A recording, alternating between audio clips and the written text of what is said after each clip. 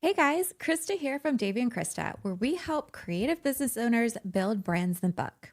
In this video, I'm walking you through some of the foundational tools inside of Showit, the ones that you'll use often as you customize your site. This isn't an exhaustive guide, but it is everything that you need to get started confidently.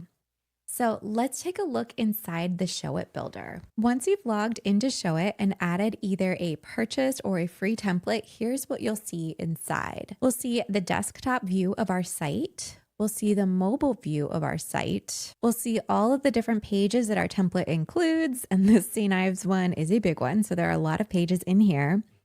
We also have a section for blog templates and a section for site canvases. So these are canvases that if you make an update on one section of the site, anywhere else that canvas appears is also going to be updated. And then over here, we have canvas sets, which are different groups of canvases.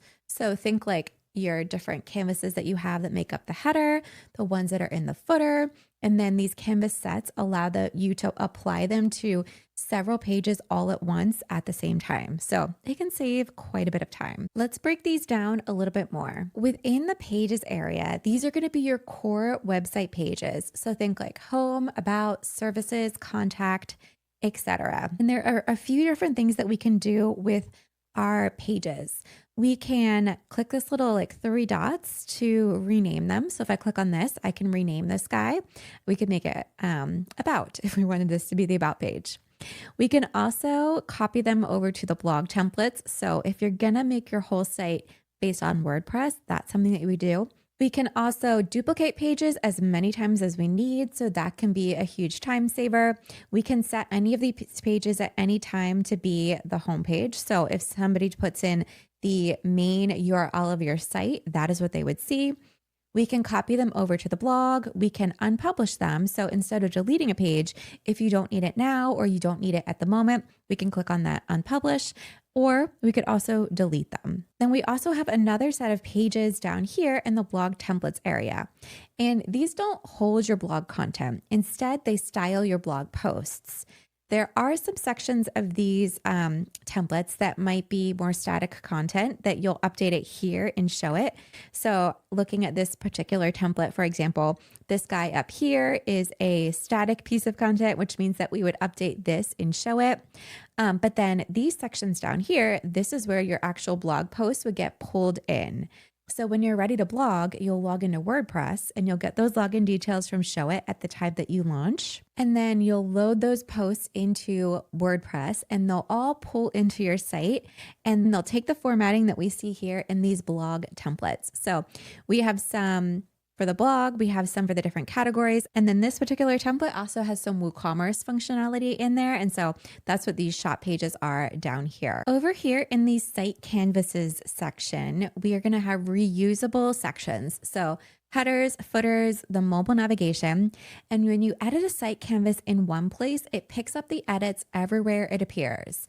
You'll recognize them because when you're on a regular page, let's see if I can find one. Okay, here's my page. And you hover over it, it has these diagonal lines that go through it. And so to edit this, we'll click into it. And I think I have to click twice, but then I can update this header navigation. Let's talk site canvases versus page canvases, because this is a really important concept in Showit. So site canvases, think of these like universal elements. They appear on multiple pages and are always synced.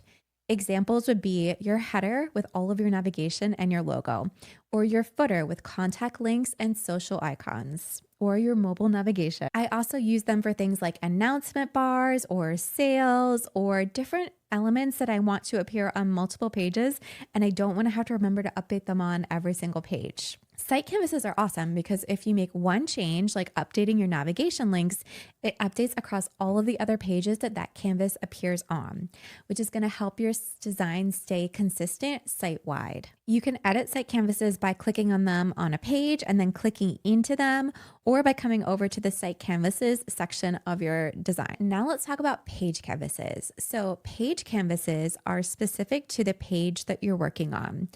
They are completely customizable, and the changes that you make here don't affect the content on any other pages. So one example might be the hero section on your homepage. or the bio section on your homepage or your about page, or maybe your list of services on your individual services pages. And with all canvases, whether they're page canvases or site canvases, you can always copy and paste them in between the different pages and duplicate them and reuse them elsewhere. You can also come over to any site or page canvas on the individual page and click on those three dots right there and either convert it to a page canvas, which is going to kind of break it apart from the other sections where it appears, or flip it on to be a site canvas again. To play with the canvas sets, which is the different groups of canvases, we'll come down here to a canvas set, and I'm going to click over on this tab to canvas sets. And I could click on this plus sign to bring in other site canvases. You can't bring in a page canvas. You would need to convert a page canvas to a site canvas and then bring that in here. But if I wanted to put this press section up at the top of my header, I could do that there. I can add as many as I want here. So I just added another one down here. It's kind of getting jumbled, but we can drag them to rearrange them. And you can always click on the icons to remove them as well. And then to change which pages they get applied to, I'm actually going to click, let's see, I think I need to click out of it. I'm going to click on this other canvas set, and you can have multiple canvas sets as well. So different groups of canvases that are applied to different pages. But I'm going to go back to this white header one, and I can click on apply to all of my pages automatically. But I often will manually check because sometimes I don't want different sets of canvases applied to like sales pages, landing pages. Specifically, we try to keep the headers and footers off of those pages because it tends to help them convert better if you don't give them anywhere else to click. All right, so now let's talk about some of the site-wide settings that we can adjust on our site. First up is the design settings. So if I click on design settings, I can come in here and I can put in my own colors. I generally advise people to take the color palette that they have that for your brand and try to replace your colors with similar intensity ones. So we can see in this design that the darkest color is number 1. So that's probably going to be your text color in most canvases on your site. If you have like a black that you're using instead of this dark brown, you would click on this and paste in your hex code, or you can manually drag and select this to choose your own color. And then I'm going to click off of it. And if I wanted to change this pink color to a red color, maybe that's my call to action color, I can find a different red color or paste in my hex code in a similar intensity. The last spot in these colors is spot number 8. That's typically the lightest color that you have, and it's often going to be the background color. So we can play with that. Let's see, I got to click off of it. So if you didn't want your background color to be pure white, you wanted it to be slightly cream, we could adjust that here, and that's going to automatically change the default background color on a lot of the canvases. We can also come over here and change out the fonts. So let me click over to fonts. I'm not going to save what I just did. And this is where we can either choose other Google fonts or we can upload our own custom fonts. And so if you're not sure how to upload your own custom fonts, Showit has a tutorial here. And then I also have a tutorial that I recorded, and I'll make sure that I include that link below. I generally find it easiest to upload a new font. And once you upload a new font, it's going to appear here. So let's say that I want to change my headlines from editor's note thin to, what do I have in here? Antonio Bold. So I'm going to click on that one. I have to say that I add a license to use that. So I'm going to add that. And then I would delete editor's note, and then I'm going to click on save. And you're going to see some broken fonts in here. These used to be editor's note, and now they're just a default font. And then I would come back to my design settings over here and go to site style. And I can change my headings and my paragraph copy font here. So right here, I can select Antonio Bold, and now that's automatically going to pull in that font to all of the headings. I can change it to be uppercase. I can adjust the size on mobile. I can click this little desktop icon right here and adjust it on desktop. And then I could keep going in and changing out my fonts. So let's say I wanted my secondary headline to be the script. I think it's kind of hard to read, but we're going to go with it. And then I could change my paragraph. Let's see, what do I have in here? Let's go with source code medium. That might be kind of hard to read for body copy, but again, I'm just showing you how to use this. And then I hit save, and then we'll see that not everything, but quite a few elements in this site have changed and taken up these custom fonts. So now let's shift gears and start talking about some of the customizations that we can make within the individual pages. I'm going to turn off mobile just so I can make desktop a little larger. I'm going to zoom in and I'm going to Command Z so that it gets back some of my original fonts. I don't know if it'll go all the way back, but it might do some. I think it's fine. So we'll just go with this. Okay, so within all of these individual canvases, there are a lot of different things that we can adjust. So we batch adjusted our colors and our fonts, but we can also click on any individual element within these pages and fine tune the settings. So I can click on this heading right here and I can come up to my text styles. And if I didn't want to use Anton, I wanted to make this Palmer Lake, I could select that there. I could adjust the heading. I could adjust the line height. I can click on these three little dots right here to either merge the two styles between desktop or mobile. Right now they're split, or I could leave them separate. And let's say that I wanted it to be Palmer Lake on desktop and I wanted it to be Anton Bold on mobile. I can adjust the different settings between the two here. So maybe I want this to be smaller on mobile and I want to increase the line height. Actually would need to split that to really adjust that. So it could be less here and more there. And you can do that with just about any element on here. So this is going to change the letter spacing, the line height, the uppercase, lowercase, title case, the alignment, how many columns the text appears in. Probably doesn't make a lot of sense for a title area, but you hopefully get it. Whether the text is cropped within the text box or whether it's displayed, you probably won't need to touch that one unless you're really tweaking your blog settings. And then we can also adjust things like the inline link color. So if I were to click on photographer and add a link, so I can highlight that text and this other little menu pops up right here.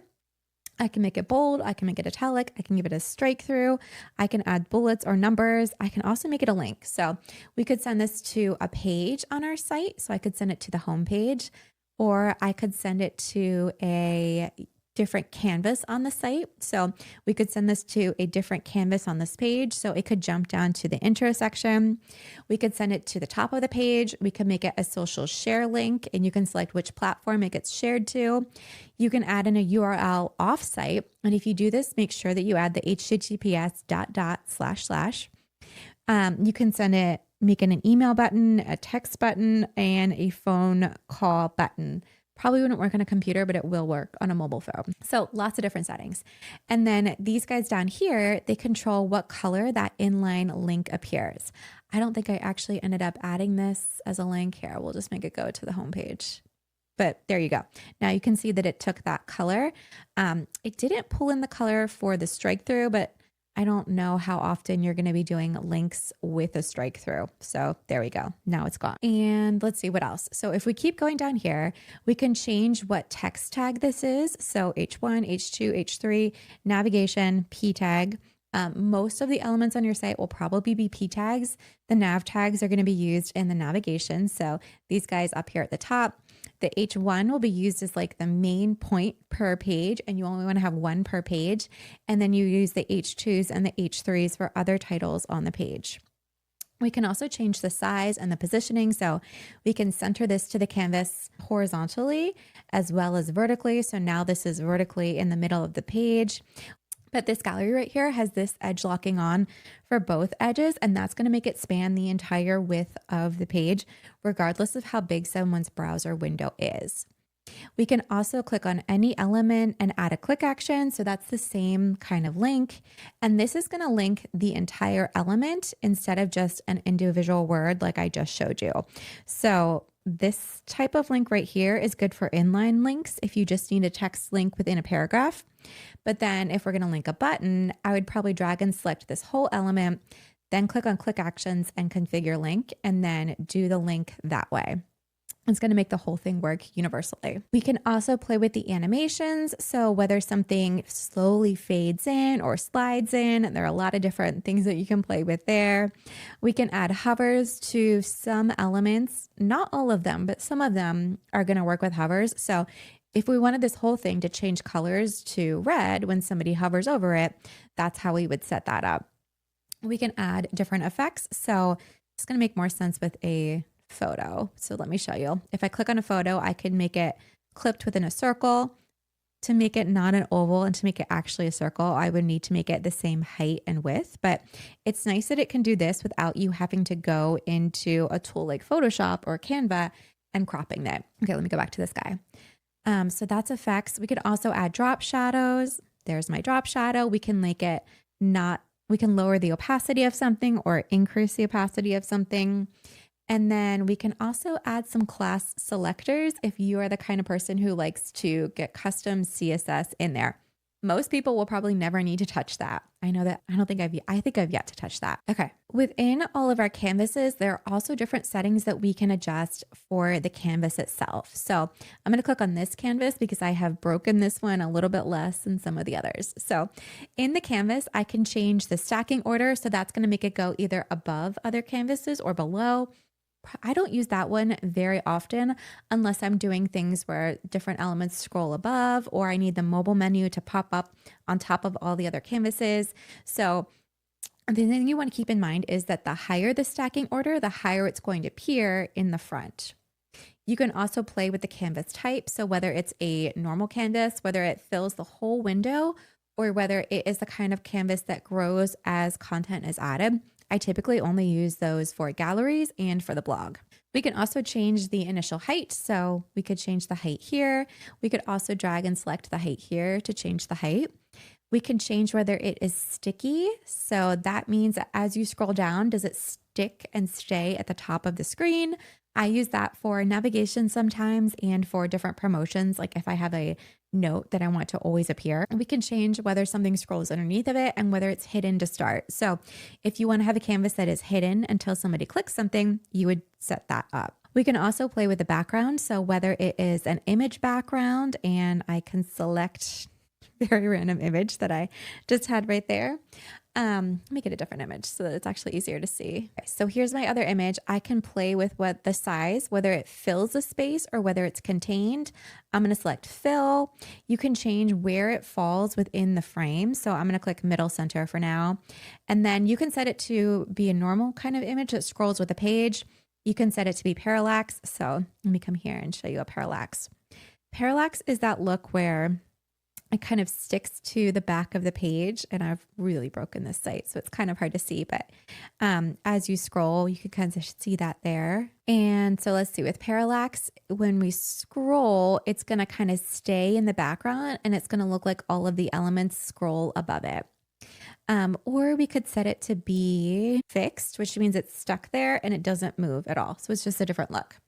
We can change whether it's transparent or not. We can give it a different background color, or even give it a gradient background color. So lots of different options. And then with all of your different canvases, you can also have them have animations when they come in. So this guy could fade in and then it could also fade out. I would probably use those sparingly, but they're there in case you want them. Okay, I'm going to come over to my site for this part because I think it's going to make a little bit more sense here. But within any canvas, you can add different groups of elements and they're called views. So this is my hero spot on my homepage. I'm going to just show desktop. And on all of these different views, I have different images. And you can add as many views as you want to any individual canvas. So on this canvas, what happens with the views is that the images switch between different products that we have in our shop. And I have it set to auto advance so that when somebody is on this canvas, every few seconds, it's going to change to a new image. So I will show you what that looks like. So if we come to my live site, you can see that every few seconds, it's going to switch to another group of images. And so I often use these for galleries like this, or for testimonials, or any kind of like click through. Like if you have a process section on your site and you want to have somebody click between the different process steps, that's what that transition is good for. And you can either set it to auto advance or not auto advance. I think if you have a lot of content on something, I would not have it auto advance, but it's there if you want to use it. And then the last section that we can adjust for canvases are these scroll actions, which is good if you want to have something like pop up or show or have a hidden canvas all of a sudden appear as you scroll. So you would choose a canvas where you want that action to happen. So let's say when somebody gets to this blue canvas, I want it to trigger another canvas. So I can have this trigger be on screen, or if it's from a percent from the top, and I can have it show a canvas or hide a canvas or change a canvas view. So we could have this top navigation show on the canvas view. So if you want to do like a faux pop-up, if you're not going to use a tool that allows for a little more control like Badao, this is what I would do. Okay, so back in this file, I'm going to go through some of the settings down here.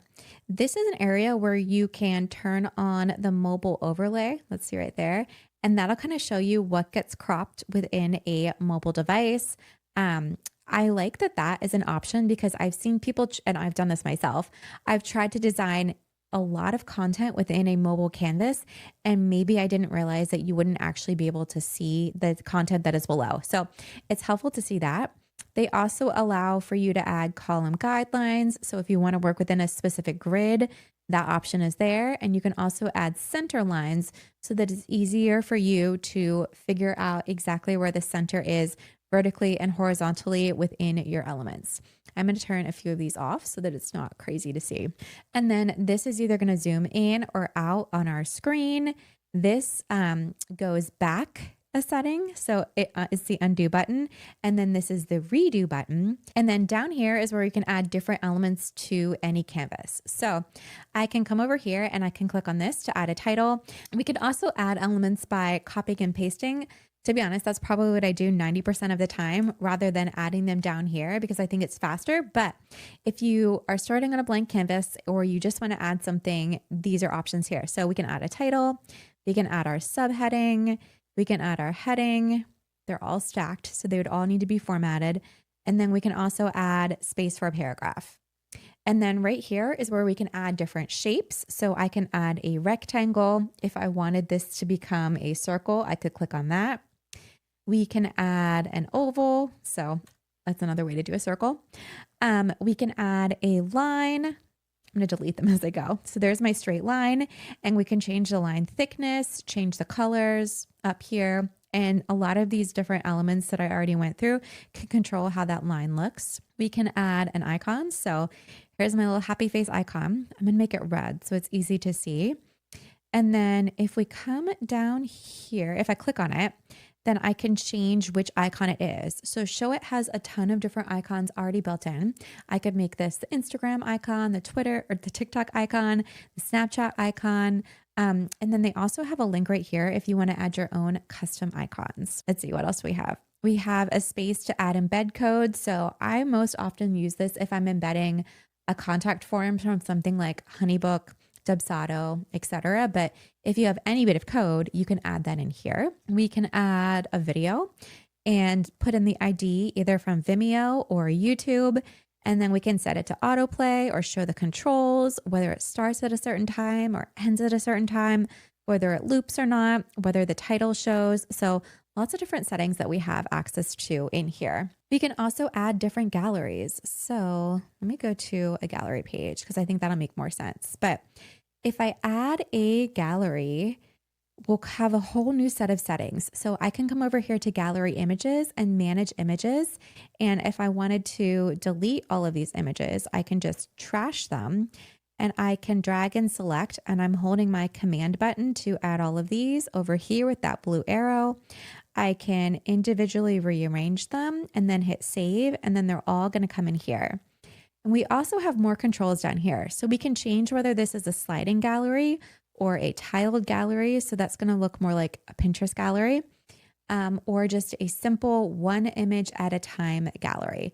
I'm going to go back to this tiled one because within here, we can control how many columns it has, how much padding is around all of the images, whether these images have a border or not. And if you add the border, there are more controls that you can have. So we could make everything a circle if we want.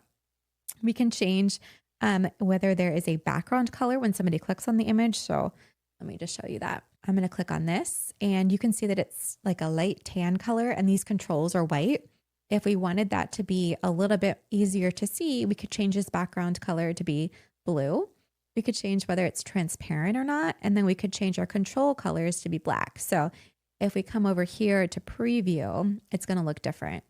So if I click on that, you can still kind of see the background behind it, and we can click on these arrows. They're a little bit easier to see, and then there's our little X button right there. And these should all be kind of straightforward. Okay, so last one in here is our social grid. So this is what you can add to a site if your template doesn't have it to bring in your Instagram images and videos automatically. So my account is already added, but if you have not done that, you can click on Reconnect Instagram or Connect Instagram. I can click on my name right there, and then it's going to pull in different elements. And if I didn't want videos to come in, I could adjust that. If I didn't want carousels to come in, I have almost nothing. You can show captions on hover or space, allow it to overflow. So if we wanted this to expand off the edges of the page, we can first select this. We can adjust the gap right there, but then we can also come down here, and I would select this edge stretching, and that'll make it go actually to the edges of the page, and it'll just fill in as many as you need. I also think it's helpful to set fallback images because every so often Instagram will update its API, and you'll notice that those images are no longer pulling in from Instagram. All you have to do to fix that is to go in and reconnect your Instagram. Sometimes it's as simple as logging in. Sometimes you just have to hit reconnect. But instead of somebody seeing the blank canvas and nothing there, you can select some fallback images, and we're going to add them by holding down Command, just like we did for the galleries, and pull them over and then hit save. And instead of somebody seeing that blank area of canvas, they'll see those fallback images. So I usually set those. I think it's helpful. And then the last element down here is our add an image. So if I click on it, I can select an image and then add it directly to the page and size it. Within each page itself, if you click on the page name and come over to page, we also have a few more settings right here. So we can control the canvas sets here. So if I wanted this to have my other canvas set instead of my white header, I could change that here. It could also have no canvas sets applied. We can change the page name right here. We can change the overall page background. So it's going to be so ugly, but I just made it red. I don't know how many it's going to shift. We can change animations on the page, and then we can also change our SEO settings. So this is where you can add your meta title and your meta description, and then a featured image that is going to show up if you share this link. So I always set those for all of the pages on my site. There are also some more advanced settings in here. So there's a spot to add custom header HTML, to add custom CSS, to add JavaScript, page JavaScript, and then we can also ask it to ignore this page. You probably don't want to do that unless it's a page like a hidden pricing page or something that you don't want search engines to find. Okay, last section that I'm going to cover is the site settings. So within the site settings, this is where we can set our fave icon. This is where we can set the language for our site. So I can make this English, and that will help browsers do an automatic translation when somebody clicks into your website. So if somebody is coming to your website from France and you have it set to be English, hopefully Google or whatever browser they're using will do that translation for them and maybe make it more likely that they stay on your site. We can change the URLs of our site in here. I don't actually have one set. So I can come into custom domain. I'm going to save without. And then if you don't have any domains added to your site yet, there'll be a prompt here to do that. I already have a bunch in my site. All right, so I could click on my main domain right here and check that and then hit save. And then if I publish, this would be my live site. There is an option right here to change your blog settings. So if you're changing where your blog domain shows up, that's what you would set in here. You can add in your social media links. And so that can be helpful to add because a lot of templates are built so that links like this, instead of having a direct link to each Instagram or Twitter or Facebook account on these click actions, it's going to pull in the link that was set in this sharing. So if I come over here to site settings, if I put in my Instagram link here, anywhere on the site that has that Instagram link added will automatically pull in that URL. So it makes it easier if you need to change your URLs for any reason. And then the last few things that we can add are some integrations. So we can add in our Google Analytics to track traffic and where visitors come from. We can add our Google Tag Manager ID. We can add a MetaPixel ID. We can add a Badao ID, and Badao is great for doing custom pop-ups and social proof. They have a lot of stuff that they do, and it's a sister company with Showit. And then this spot is a way to add custom code to all of your pages. And you can even change which sets it gets applied to or change whether it gets added to the start of the page, add to the end of the page. And so lots of different options in there. All right, so that's it for your tour of the core Showit tools. And we've covered everything from site canvases to galleries. And hopefully by the end of this, you feel ready to get in there and customize your site. If you have any questions, you can drop them in the comments or head to daveyandkrista.com to request a tutorial. And don't forget to hit like and subscribe so that you get updates about future videos that we release. See you next time.